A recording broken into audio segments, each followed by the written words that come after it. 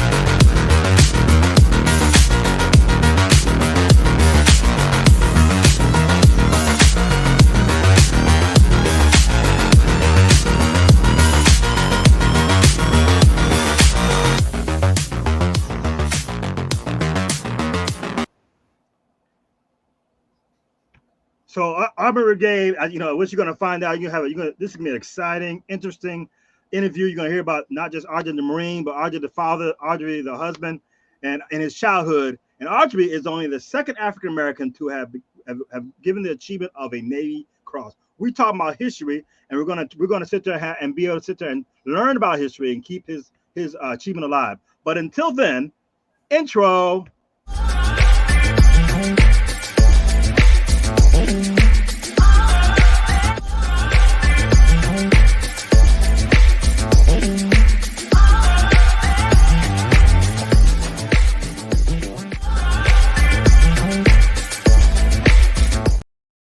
Hey, welcome to our first edition of having it's called Thank you for your service, Black Patriot. This is an opportunity for us to sit there and give honor and remembrance of African Americans who have some have died but all have sacrificed and contribute to the day's military that you don't hear much about, but you're gonna hear about this week. That's the whole goal today. And today we're gonna have Sergeant McDade, but I want to give you a quick update of what exactly we're gonna be doing for next month. So as you see to the right, you're right to my left, or both of us, we say Aubrey McDade on 13th of February. Then we got Colonel Khalid Chabaz. He is the highest ranking Muslim chaplain. And then finally, at last, we're going to be talking about Medal Honor recipient posthumously, Sergeant First Class Alan Cash. We're going to have his battle buddies, a couple of his battle buddies here, and his spouse. So we're going to do it right because these guys, we cannot forget the sacrifice that they have done for our country. And that's what this is all about. But first, I got to talk about our sponsors. Our first sponsor is Phi Beta Sigma Fraternity, Gamma Eta Sigma Alumni Chapter. Go Mob, go Mob. Thank you for them. And we always go by our principle, brotherhood, scholarship, and service. So thank you for your sponsorship. So right now I'm going to sit there and we got a couple people already joining us here. I'll bring them. Hey, we got Jen. Hey, how you doing, Jen? I hope you share this. Let people know that we're out there sacrificing for this country. Just want everybody to know.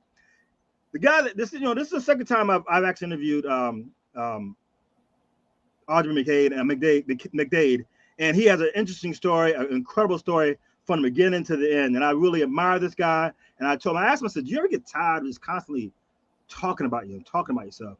He said, I ain't tired yet. And I said, well, don't get tired because our people, we need to know the sacrifice that we are doing for our country, and you're definitely the epitome. And I had said earlier, and I did not misspeak. Aubrey McDade is the second African American to achieve the Navy Cross, which is it's like the highest award you can get, that aside from the Medal of Honor, and he's alive live here and speaking to us. So to no further ado, I want to bring on Aubrey. How's it going, Aubrey? I'm doing all right, sir. How you doing? Hey man, I'm doing great, man. You Marines are doing so much great stuff, man. I almost like doing stolen valor. I'm about ready to change it to a Marine hat, man. But I ain't there just yet. But I'm so glad that you decided you accepted to be on this on our show. And we're gonna kind of do it. We break it down. Like first, I want to kind of know who Aubrey was when he was growing up a young man. Then we're gonna talk about Aubrey, the badass Marine. We can do it. It's after hours. The badass Marine. Then we're gonna talk about Aubrey, the husband, and the father. You good? I'm good. I'm good. All right, so let's start with Aubrey growing up. All right. Well, first of all, you guys, hey, nice to meet you. Nice to meet everyone. My name is Aubrey McDade with a B, not the D. Oh, you good, bro? I come from very humble beginnings. I come from the worst zip codes of Fort Worth and Houston, and just to, I guess, keep it light. This is not a sob story. I don't need anybody to feel sorry for me. Obviously, God has blessed me in my life. But I come from, well, I'm going to give it to you chronologically. So I was actually born in Pasadena, California. Both of my parents were crack addicted. I was in the foster care from ages, I think, 0 to 3. My parents were homeless for the most part, and Child Protective Services caught wind of it and took me in. I got a younger brother. He and I are 14 months apart, and took me, and I was in child care until I was 3 years old. My mom and my dad were able to figure out how to get me back. They get me back, and we moved back to Texas. In Texas, I struggled severely in the worst poverty situations you can imagine. Like I said, 2 crack addicted parents. I was molested as a kid. We would have to dumpster dive sometimes to collect cans and bottles to try to save some money to feed my family. Walking 3 to 5 miles to what we called the Mission. It was a place called Fishing Loaves on the south side of Fort Worth. I used to get in line with homeless people. Me and my younger brother, with my parents, obviously, getting in line with homeless people to eat meals. Wash your clothes in the bathtub by hand, using telephone book pages to wipe your behind because, parents have squandered all the money. Live in a house with no plumbing. A lot of people thought I worked out as a kid, but it was really from carrying 5-gallon buckets of water 3 or 4 times a day to empty it out. Using candles for electricity, and it goes, obviously, being abused as a child by my dad. He was really abusive. He was killed when I was 11 years old by the Fort Worth Police Department behind drugs, and it goes on and on and on. I will tell you guys, as horrific as that story sounds, I am confident that was God's plan of training me to be able to transition to be a Marine. Wow, man, that's a built-in resiliency. Yes, sir. So then tell us, how did you get introduced to the military world? So here you are. Well, I got a good friend of mine, Cliff Dean, that I work with under the Tomlinson Center, and he calls me the accidental Marine. I was blessed to have my big mama, y'all. It's really my great grandmother, my mom's grandma. My biological grandmother passed away when my mom was a baby. So my mom's grandmother, which is my great grandmother, had to raise her, and she tells me that every saint has a past and every sinner has a future. So I'm not leading you guys to believe that I was this line walker as a kid, and I had my little mischievous ways to to earn money and still do what boys do when it comes to get in trouble and stuff. And I just keep it light that way. I was actually, my best friend, I just got off the phone with him before you and I got on the mic. Kelton Nelson, he's in the Air Force. Shout out Kelton Nelson. My best friend, he and I, in 99, I was getting into my trouble, doing my thing, he and I both. But he just came to me on my birthday. He was like, man, what are we going to do with our life? A long short of it, he wanted to have a conversation about going to the military. And in the hood, most hoods, people don't know about the military. All they know is the Army, just simply probably because of Rambo or Army movies, right? And so he asked what we're going to do with our life. And he was talking about going to the military. And I wasn't really with it at first, but we went inside of the Armed Forces Recruiting Station at the Town Center Mall out here in Fort Worth. And he took the ASVAB and I took the ASVAB. And long short of it, I didn't think he was ever going to leave. I thought it was just something he was thinking about doing, but he was actually serious about it. And I think it was maybe September, October, he left to go to boot camp, and life just kind of slowed down for me. And I was walking to, so I lived on the west side of Fort Worth, and they got a street called Las Vegas Trail where there's a whole bunch of low end apartment complexes. So I'm walking down Las Vegas Trail to go to our food store, and a police officer rolls up on me, and he called me by, you know, a childhood nickname, Black. He said, "What's up, Black?" I'm like, "You don't know me." And he's like, "Okay, Aubrey Leon McDade Jr." And he drives off and scares the crap out of me. So I run back home and asked my mom if the police had been by there, and then asked my girlfriend at the time that I was talking to, had the police been by there, and they was all like, no. And just for the sake of the conversation, let's call it about 2 weeks. 2 weeks later, a Marine Corps recruiter comes by, and we have our conversation. And the thing that stuck with me that he said was, my baby sister, I didn't mention her at first. She and I are 5.5 years apart. And if you ever get a chance to meet Sade McDade, she's gonna tell you that I'm her father. You know, just due to the situation that we was in. I've been a parent since I was 6 years old for the most part. So first he comes by, he comes to our apartment complex, and I'm sitting on the porch. It's probably like maybe 8, maybe 9 o'clock in the morning. So I'm kind of sitting on the porch. He kind of got a tank top on and some basketball shorts. He rolls up in this burgundy Durango. And again, like I told you from the beginning, we didn't know much about the military at the time. So he comes up and he gets out. I'm automatically thinking he's law enforcement or something along those lines. I was like, "Hey, bro, who you looking for?" He's, "I'm looking for Aubrey McDade." "Oh, man, one other Aubrey McDade around here." "Yeah, well, this address I got for him." I said, "Well, you got the wrong address." So he hops in the vehicle and he said, "Can I leave my car with you?" Sure, he leaves the car with me. He hops in the Durango and he leaves. And again, I'm thinking it's some type of law enforcement or something like that, because this is just too close together, right? So I go back to my mom's house. "Hey, Mom, you sure nobody been by here looking for me?" And she was like, "No, nobody's been by here looking for you." Okay, so again, for the sake of the conversation, let's call it 2 weeks again. This time I'm actually leaving my mom's house, and then my Gunner Sergeant Lee at the time, he's coming up to my mom's house. So as he's getting ready to knock on the door, I'm opening the door and leaving. And he's like, "Hey, I know you." I'm like, "No, man, you don't know me." So I'm trying to hop in the car and leave real fast. And so as I'm trying to get in the car, it's old Buick Skylark, don't want to start. You know, this guy's plan, I believe, doesn't want to start. That's how you do. So he's at the door talking to my mom and my sister obviously about the military. So as I finally get the car cranked, my mom was like, "Aubrey Jr., get your behind back over here." "Yes, ma'am." So I get out, come back over there, and he's talking. He said, "Okay, I see what this is." He said, "All right, all right, sir, I won't waste too much of your time. I'll just leave you with this." And he said, as he was talking to me, my sister was hugging me around my waist. And again, like I said, she and I are 5.5 years apart. I'm graduated, so that puts her somewhere in maybe 6th grade, maybe 6th, 7th grade at the time. And he's like, "Hey, man, look, I want to offer you an opportunity to change your life. And if you think that this around is what your baby sister deserves, then you won't call me." He said, "But if you want to provide a better life and set a better example for her, I'll see you downtown in my office." And he leaves. I look at my baby sister, she kind of just shrugged her shoulders, and we got this thing. What's understood don't need to be explained. So we didn't even talk about it. And I went downtown and did my little pull-ups, did the whole run portion or whatnot. Mm-hmm. And he's basically asking me what I wanted to do. I was like, "Man, I'm just trying to change my situation. If I can shoot guns and blow up stuff and not get in trouble, that's what I want to do." All right, great. Took the ASVAB. I barely passed the ASVAB with a 35, and he comes back. He said, "I got some good news and some bad news." "Okay, Gunner Sergeant, give me the good news first." He's like, "You passed." I'm like, yes. I'm excited, right? And I said, "Well, what's the bad news? If I pass, what's the bad news?" He said, "Well, we don't have a job for you." "So what does that mean?" He's like, "Well, it's kind of like a crapshoot. You're gonna go in, you'll take whatever job the Marine Corps give you." And I was like, "Well, I'm a crap shooter. I like 10-4. I'm good with that."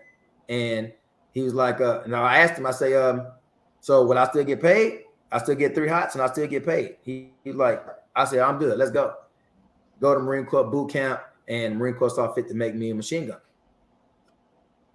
So that's how I got into the Marine Corps. Man, that's some crazy stuff, man, especially what you've gone through. And people don't understand sometimes for a lot of African Americans, and I hate, to make it racial, but the military is that gateway out. Yeah. It's either he's on the streets or the gateway. So for you, that was your gateway in. Yeah. So now let's shift and talk about Aubrey Aubrey the Marine?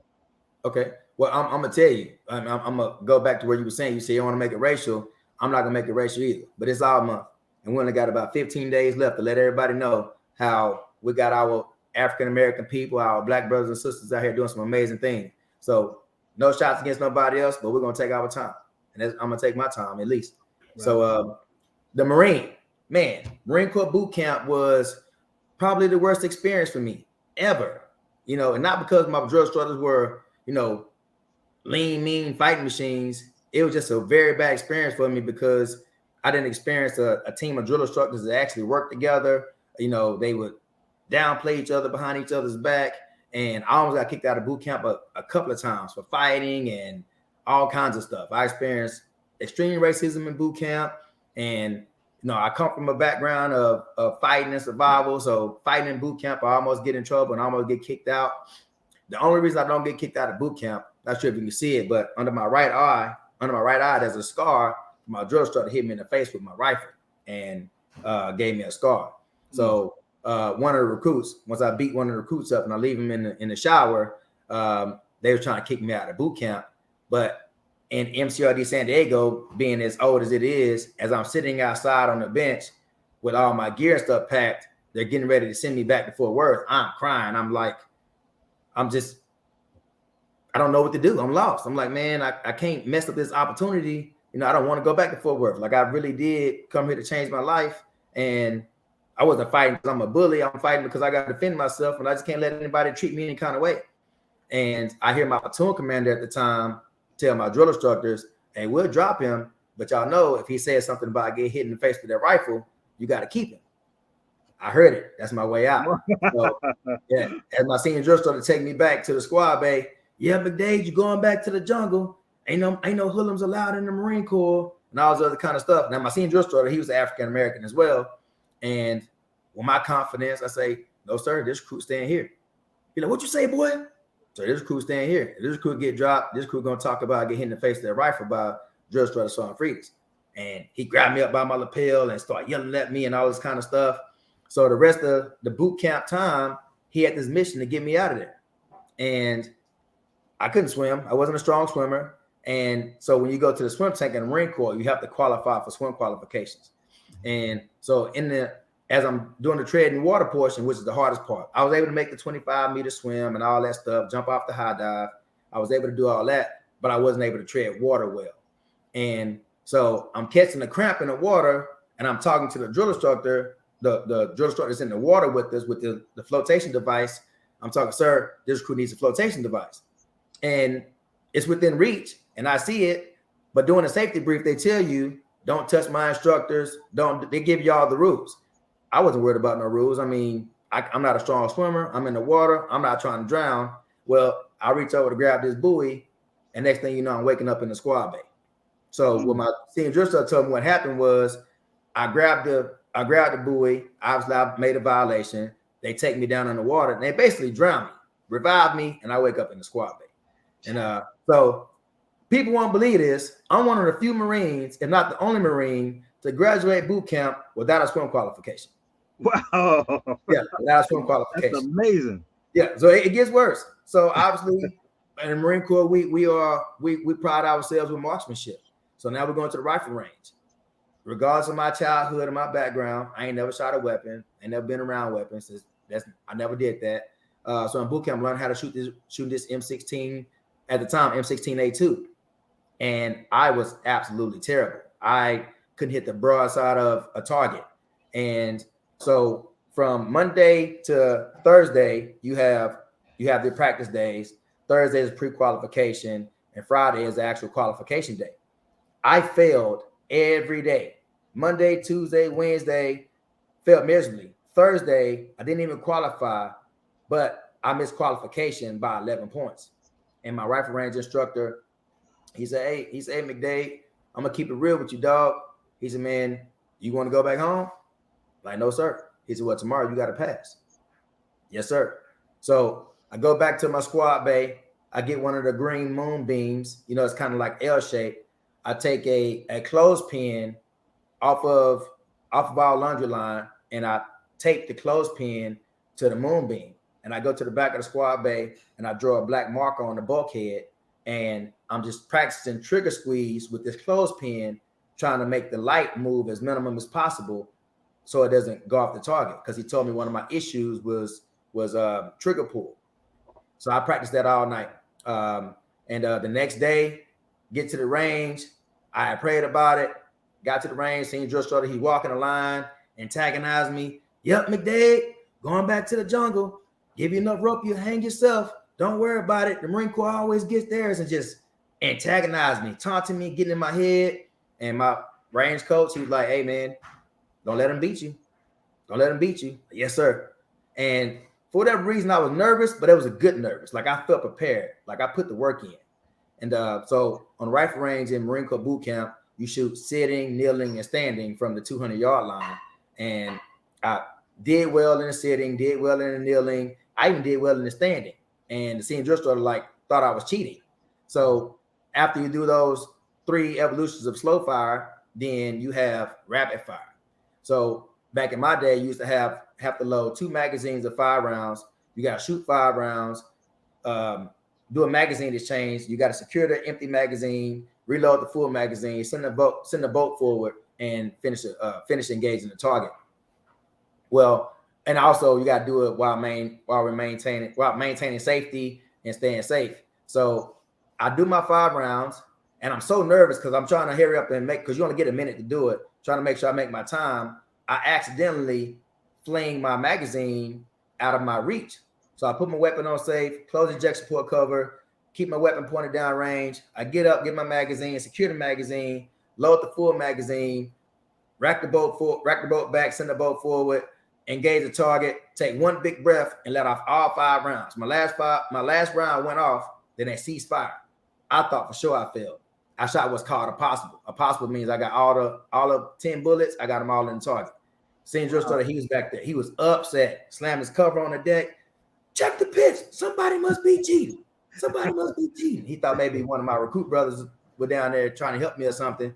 It wasn't. I put the work in. I think it was God's plan for me to make it. So, in either long short of it, I went from failing Monday to Thursday, and I shot expert on qual day. Son of a gun. Yeah. Man, and I want to get to what the things you did to be, like you see on your thing, to be the second African American to have been awarded the Navy Cross. That's an amazing thing. But I want to first bring in our sponsors, and then we're going to come back and we're going to talk about what you did to earn that highly coveted medal. So 1 second, me. So now I want to thank our other sponsors, St. Pete Branch 5130 and NAACP, who, and I tell you, the NAACP and veterans have had a history that's gone way back when the Thorough Group March was going on. And so they are sponsoring because they think it's important that we understand the sacrifices that African Americans have made to make this country great, and to also the rights that we experience today was because of it's literally everybody, but for Black History Month, we just want to highlight that African Americans also played a significant role when it comes to this country and the rights we have today. So once again, we want to thank our sponsors from St. Pete Branch 5130 NAACP. Okay, now we're back. So now we're going to talk about what you did to get that distinguished award. I know there's something you don't think about. It's instinctive, whatever. But did you know, first of all, did you even know that you were only the second African American? No, man, you just told me that today. Because when I saw it, I was like, where's that stat coming from? Because post 9/11, I was the first. So I didn't know where the stat was coming from. But then when you explained it to me, it blew my mind. 65 years? Right. Dory Miller being the first, was it 1942? Yeah. And then I received my award in 2007. Yeah, it's 65 years. It blew my mind. So you're a legacy, man. And I know we're gonna get to your kids later on, but you're a legacy. And so I'm humbled the fact that I get to sit here and speak before you. But take us to that. I know you do something, but take us to that moment that earned you that's Navy Cross. Well, before I get to that point, I would be remiss if I didn't talk about the mindset. So graduating boot camp and graduating SOI, obviously I didn't get that that kind of esprit de corps and that kind of pride from that experience. But when I landed into the Marine Corps, Bravo Company 1-8, and my first squad leader in the Marine Corps was a Lance Corporal, which is E3, Lance Corporal Anthony Romero from Guantanamo Bay. He was probably the most squared away Marine I ever met. And just his training and just how he handled me and his teachings as a man developed the mindset. And then I left him, and then my squad leader became Corporal Nicholas Pascuzzi, this Italian guy with probably the meanest attitude you ever see. And what I learned from him was you put it all on line for your Marines if they deserve it. So Anthony Romero taught me about being proficient, being consistent, and working hard. And Corporal Pascuzzi taught me about how to train your Marines hard and fair, and that if they deserve it, you'd be willing to put it all on the line for them. So that's a mindset that I had when it comes to taking care of my Marines, training my Marines, and being that example. And last but not least, now Chief Warrant Officer 4, Eric Brown, at the time was Staff Sergeant Brown and Gunner Sergeant Brown. When he and I served together, he was just this Wolverine-like guy, about 5'7", hard as woodpecker lips, like he's a Tasmanian devil from West Virginia.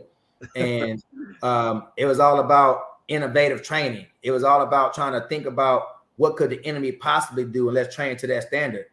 All of our training was harder than any combat experience I've ever had, even Fallujah. The only thing that made Fallujah harder than our training was there was real blood and real life loss.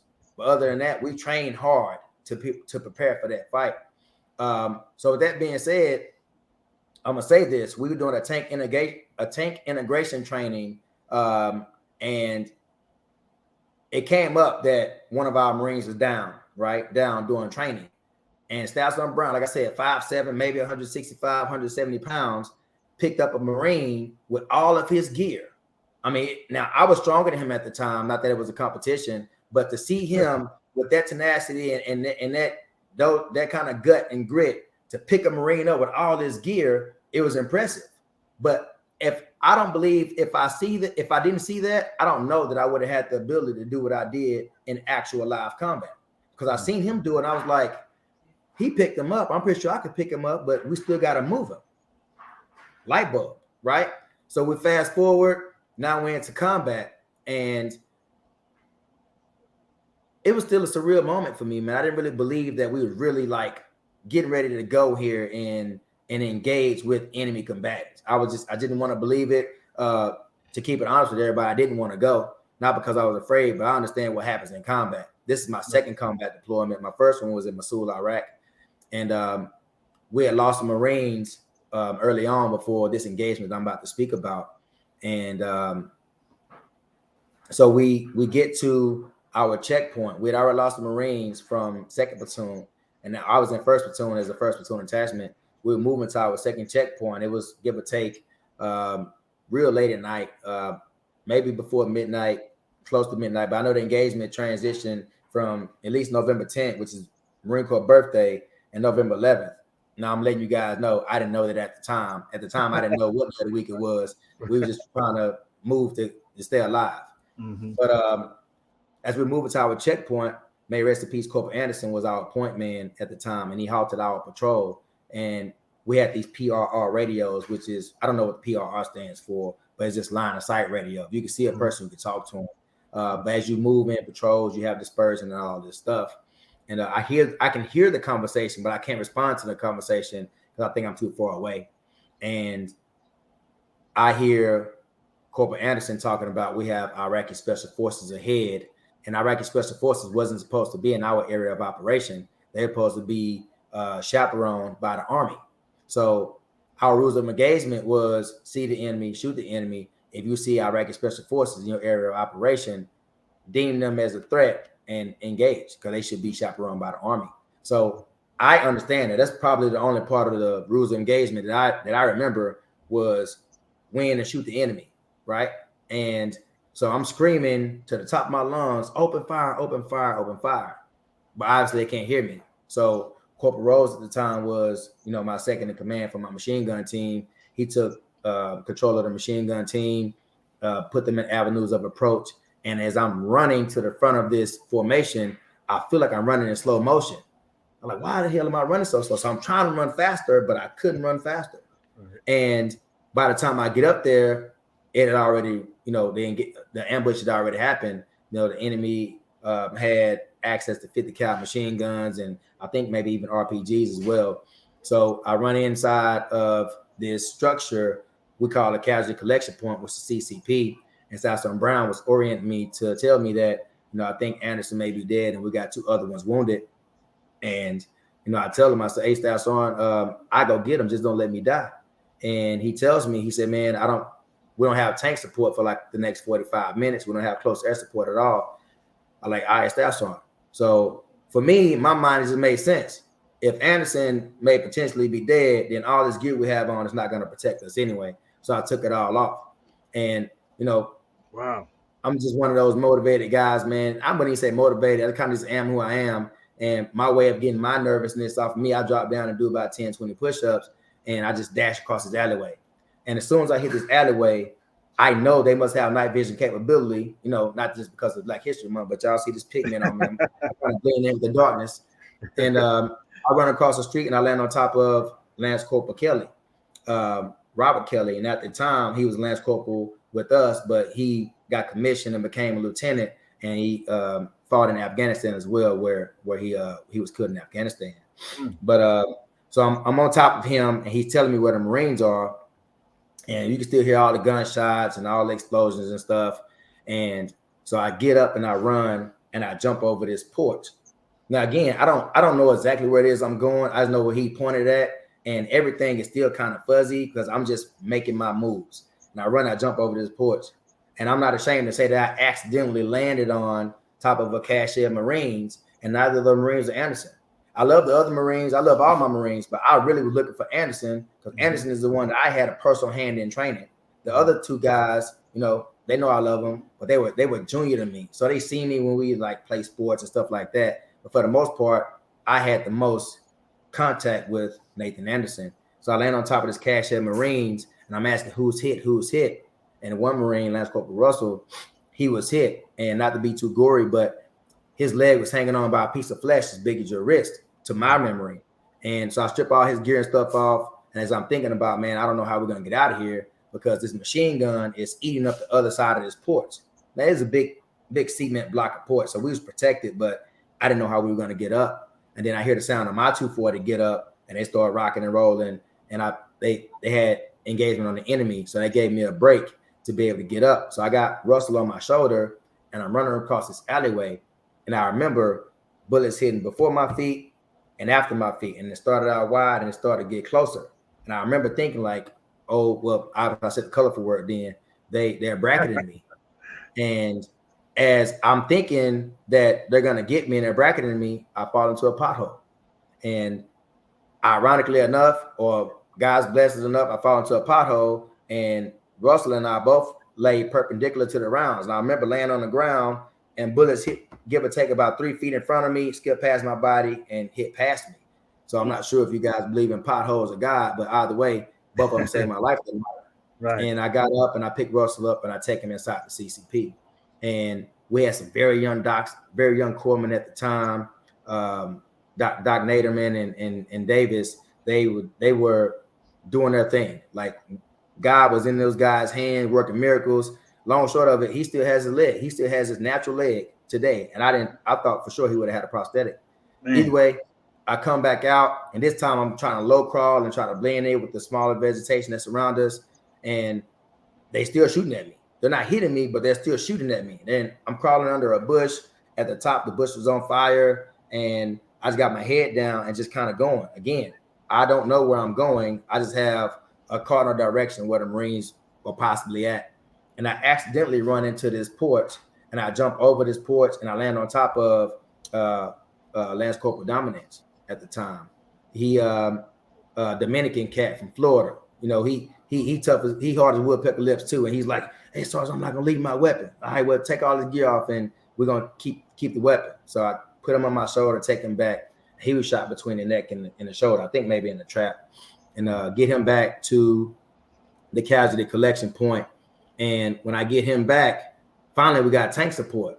Now, I don't believe I was out there for 45 minutes. I just believe that we started with some motivated devil dogs. It's like, no, it's not going to happen. They left wherever they was at and came to where we were. That's what I believe. Okay. So on the back of this tank, there is a phone so you can talk to the tank crew. And also there's a extremely hot exhaust on the back of the tank as well. You learn to do a tank integration.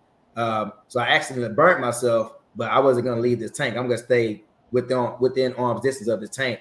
So as I'm talking to the tank crew, trying to make sure I got cover and concealment as well, I can only orient them due north. I didn't see the enemy. I don't know the structure of the building that the enemy was in. I just know that the rounds is coming from that way, right? And so the tank, I get, they got night vision capability, so they're able to locate where the enemy is. And I'll let him say, yeah, we got him. And before I knew what was happening, they had already loaded a tank round and let one go. The round dazed me. It had my ears ringing, had nose running, and it was just, had me dazed. And then the next would come, and I just remember seeing all black. So I just make sure I'm gonna stay touching the tank so I can keep moving.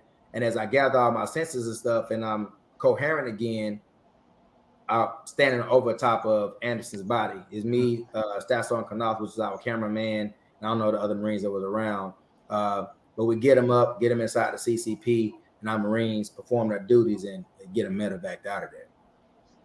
Wow, that's, man, I tell you that. And for those who listen to this and watching this, again, I know as veterans or patriots, we don't look at color. We just say our next buddy. We don't say who the black guy, who the white guy.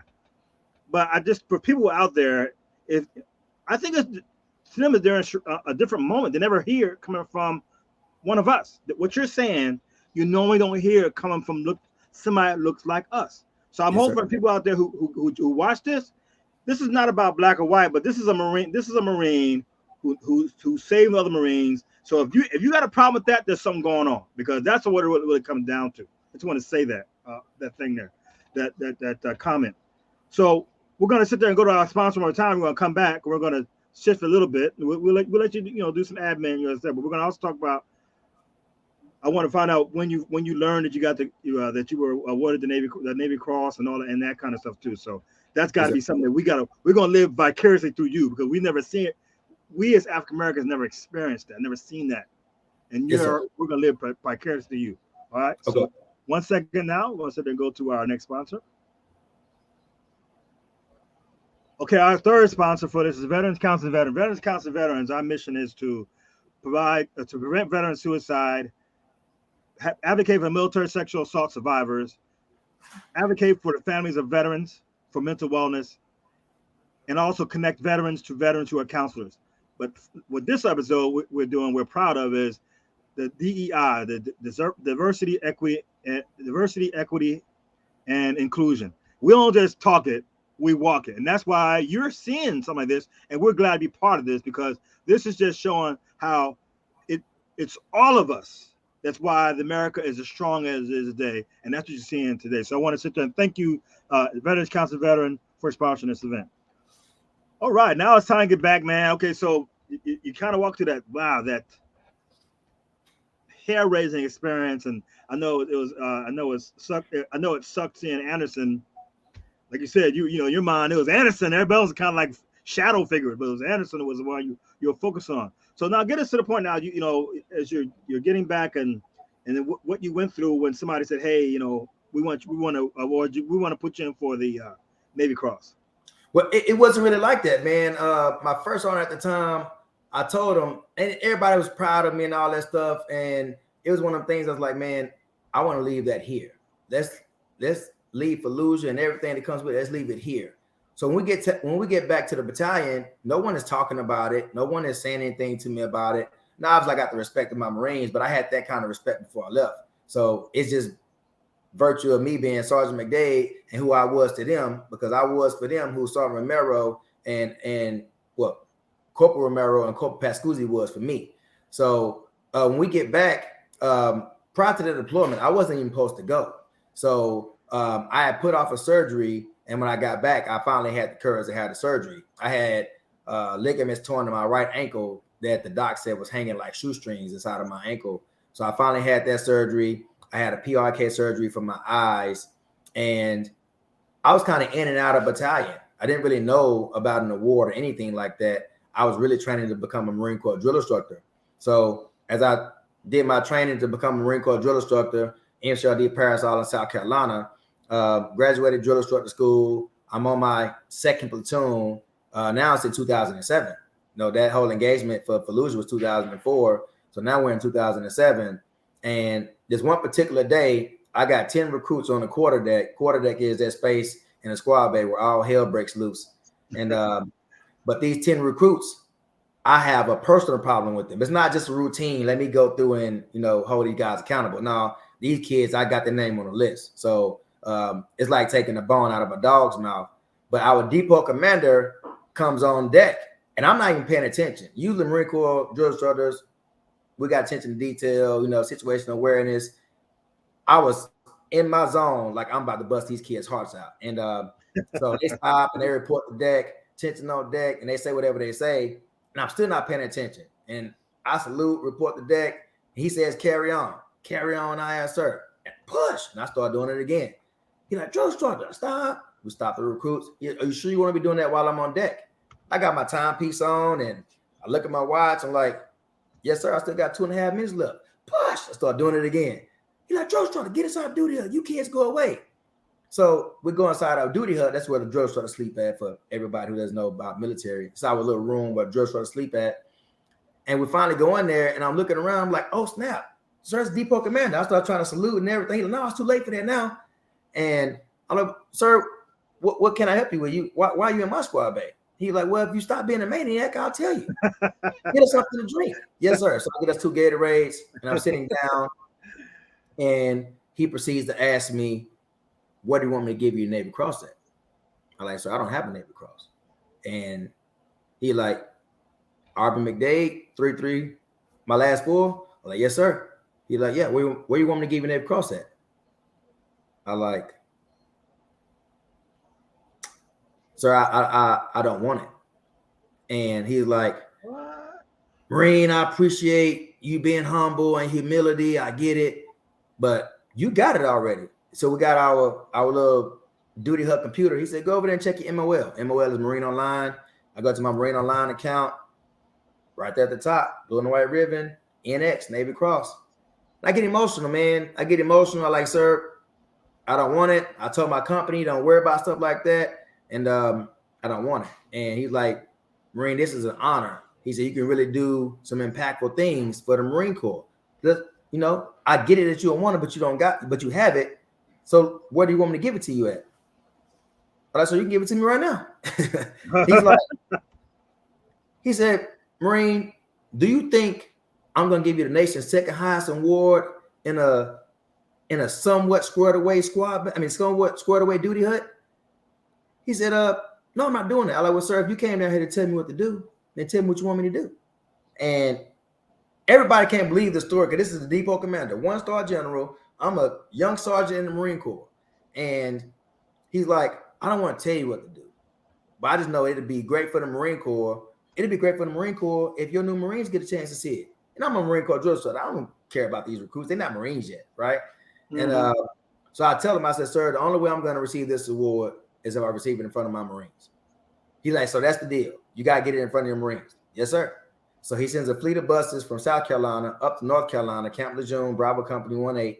Well, Camp Lejeune 1-8 Battalion. And he picks up whatever Marines that are there, and they all come down January 19, 2007, and they watch me get the Navy Cross in front of them and my platoon of Marines that I trained.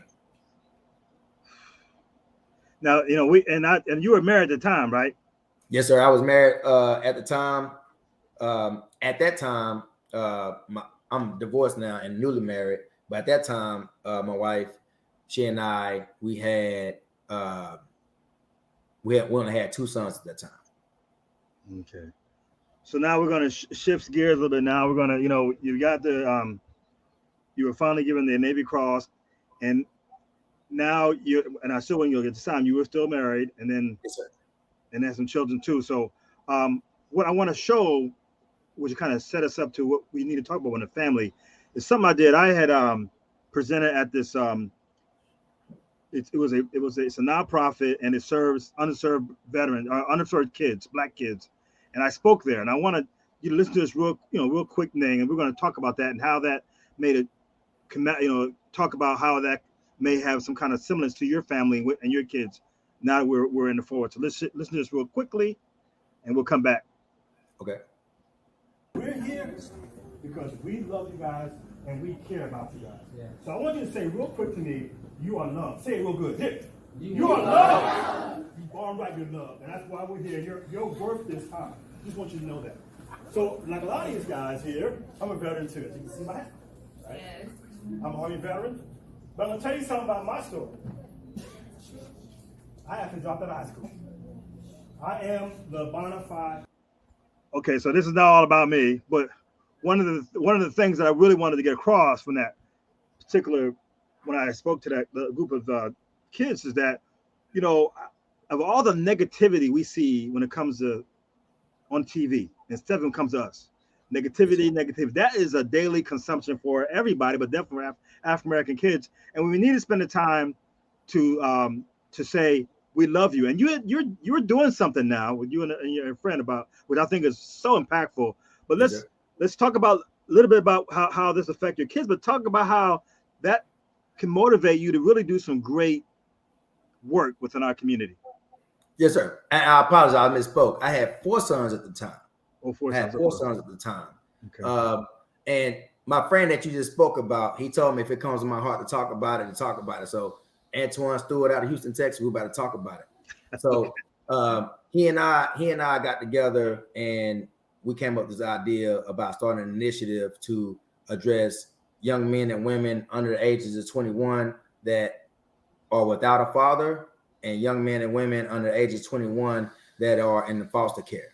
I was in both foster care and grew up without a father. So he also comes from very humble beginnings in Houston as well. And he's a pastor. So I just think that, with God's blessing, using him to speak and the things that God has brought me through, we can definitely make some great impact with these young men and women throughout the nation.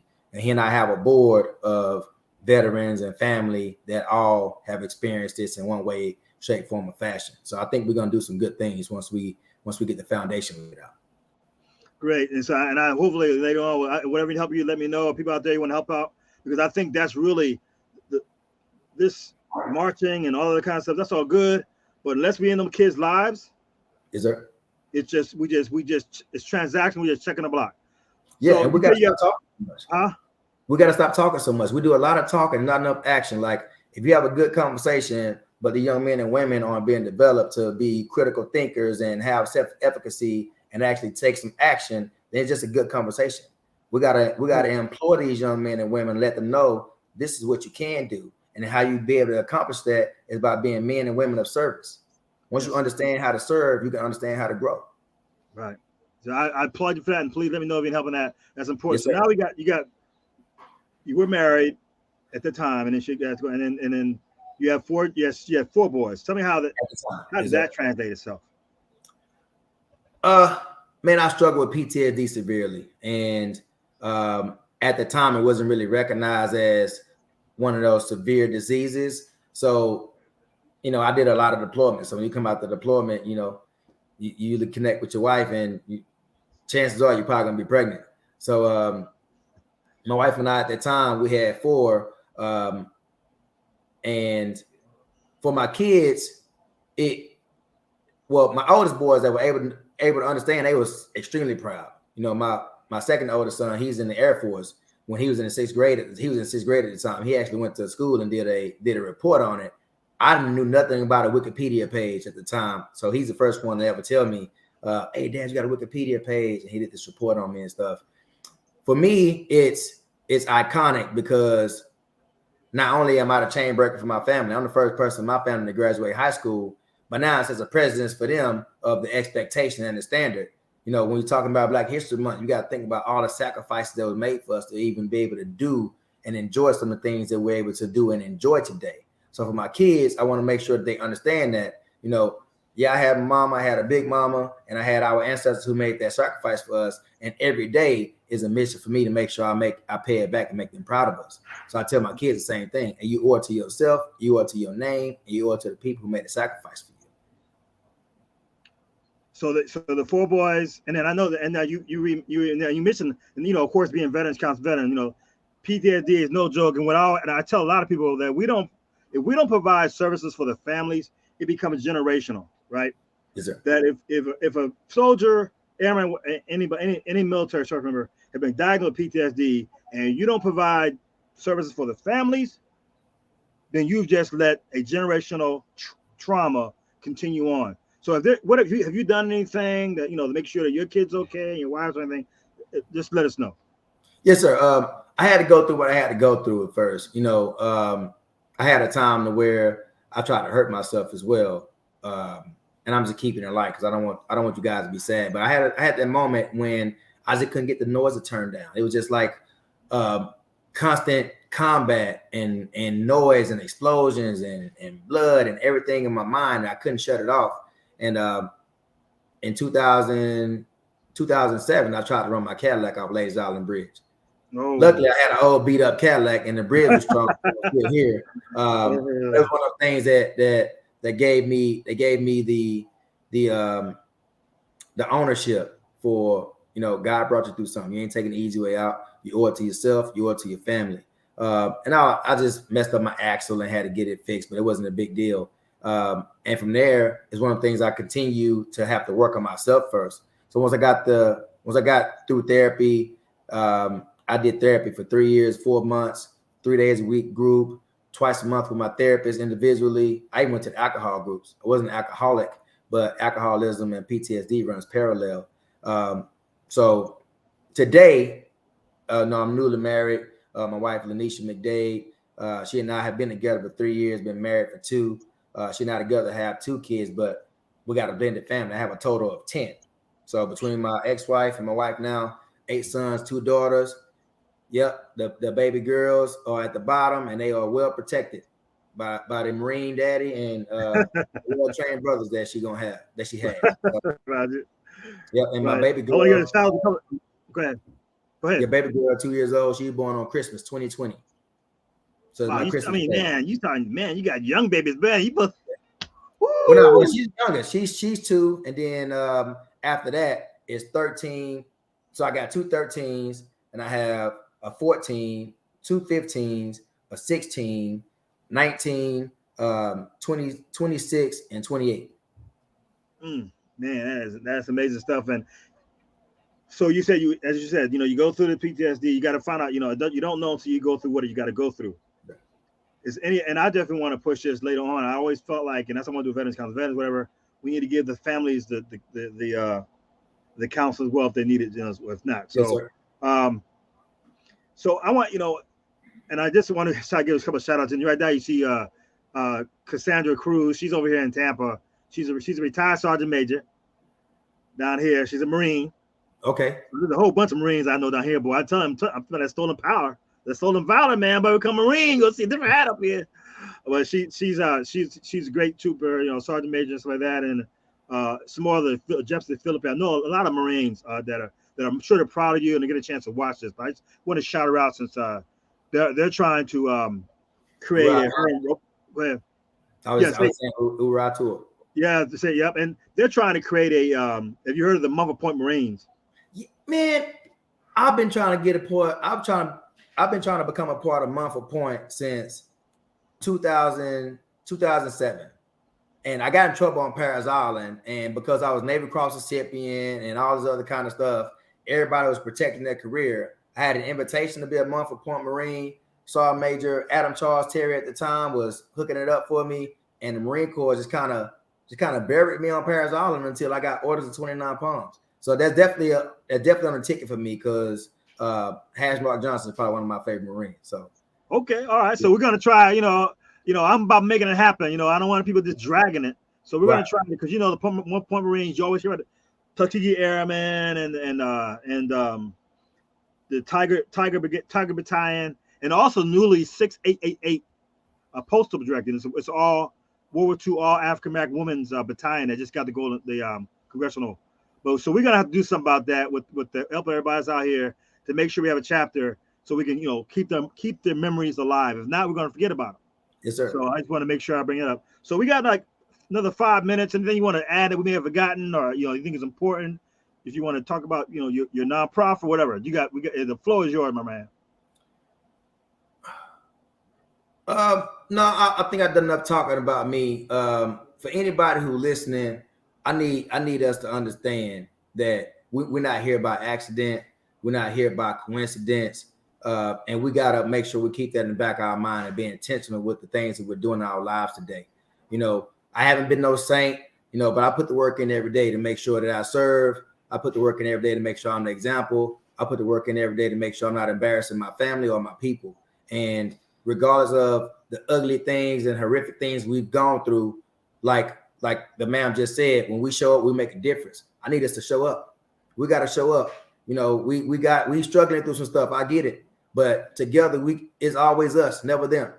Always us, never them. That simply means that if we keep on individualizing ourselves and being isolated, we're going to continue to be in a stagnant position. We need to lock arms. It ain't about who's right, who's wrong, who's in charge. It's about us being together. And our people back in the day was together. That's why we was able to be here today to do what we're trying to do. So let's come together. I need y'all. We need each other. These babies need us. The future of this country needs us. We built this place. The United States of America is us. We are America. I don't care who don't like it. I'm not trying to argue with nobody. I'm not seeking approval. I'm just letting y'all know that's who we are. We are America. So we need to come together. We need to stop whatever it is we got going on, and we just need to serve. We need to serve and volunteer to support each other, to bring us all together. And again, like Tony said, this ain't a racial thing. We need y'all too. We need everybody. But for us, with this blessing as a pigment we got in our skin, we got to lock arms. We got to start making excuses. You can make excuses. You can make results. I choose results. Well, you know what? You got a guy on your team. And I endorse everything you said. And again, it's not about race, but at the same time, I'm tired of seeing people who look like me being killed and not, just negative. We have the skill set. Yes, sir. So we just need to start using it. So I applaud you. Any help you need, you let me know. Maybe I'll go up there next year for Dallas. And maybe, I know you're not a Dallas fan, you said, right? You're not a Dallas fan? Man, if they get rid of Dak Prescott, man. No, you know what? I didn't know Dak Prescott was Walter Payton Man of the Year. And I respect all the things he do off the field. And I just think that the caliber of player he is, he going to put the work in. And I hope he come back next year and show up and show out. I wasn't impressed as a football fan, but Walter Payton Man of the Year, you got to be somebody exceptional to get that award. And hats off to you, Dak. I really do appreciate your service to our community. Ooh, and my wife's a big-time Dallas Cowboy fan too, so happy wife. I ain't talking about the Dallas Cowboys. I don't want no smoke. We good. All right. Well, Audrey, man, I am so glad. I'm so proud. I want to keep doing this every year because you are a hero. Doesn't matter what color you are, a hero. But you're also an example. I understand what you're saying. We all got the problems and challenges, but at this point here, you're an icon and soldier. And now you go on to the next level, which hope all of us come together to bring the people who get this constant negative stuff. So let us know how we can help you out. I appreciate it. My man, I appreciate you, Tony. Good seeing you. Hooah, yes, man, yes, sir. Yes, so sir. There we go. We just had a great conversation. Hope you guys learned a lot. I hope we inspired some people out there. There are people out there that's gonna be naysayers saying, "Why you got the color? Why you gonna use color?" Well, because we got to live underneath it, right? That's just the bottom line. When we come out, we no longer wear that green and stuff. We become regular people again, and people stop me or whatever. They don't see Marine, they don't see military. They see what I am. And so we got to talk about. But I also want our people out there. I say we're all American, but I want the African American kids out there to know that we are out there. We're making a difference. People like Aubrey McDade and some others you'll see later on who have made a significant difference in sacrifices when we inspire. So I want to echo what Aubrey said about we all got to come, the black, white, because I'm telling you, as I'm sure Aubrey could say the same thing. He mentioned it. Some of the guys who were role models, they weren't black, and that's what the military does. Some of the people who help you and help you along the way don't always look like you. All skin folks ain't king folks, right? Not all skin folks, king folks. But anyway, so here we've ended. We're at the end of time. please send me some texts if you like this, whatever. I'm going to see you. I want to definitely give a shout out to Jonathan. I want to say, Jonathan, hey, Jonathan, Kimbrough, thank you for supporting me and getting stuff out there. I really appreciate it. I want to ignore you. I do want to talk about what we got coming up next week. So next week we are going to be let me see if I got his picture here. No, I don't. Okay, so next week we're going to be doing let me put the whole script up here. On the 20th of February, we're going to be interviewing Colonel Khalid Tabaz. He is the highest ranking Muslim chaplain in the Army. He has got a serious story. We're going to talk about him. And then finally, we're going to talk about, and you got to listen to this. It's going to be great. We're going to have the battle buddies. Let me take off this thing here. I got to hide this. We got the battle buddies of Sergeant First Class Alan Cash, who was awarded posthumously the Medal of Honor. He is from Florida. So at the end of the month for Black History Month, we're going to interview two of his battle buddies, who are all sergeant majors now, and his family, his sister and his niece, to learn about and live and understand the sacrifice that Sergeant First Class Alan Cash did. I'm excited about that. Hope you tune in this, because that's what we're trying to do. Is if we don't tell you, you're not gonna learn about it. Whew. So until then, let me get off this thing here. Hold on. Get this off here. Until then, I want to thank our sponsors again. I want to thank Gamma Eta Sigma, Phi Beta Sigma, GoMap. I want to thank the St. Pete NWC branch for sponsoring this, 5130. And I want to thank, of course, Veterans Council Veterans, because without you, we could not have done this. So until then, this is Tony Williams from Veterans Council Veterans. Out.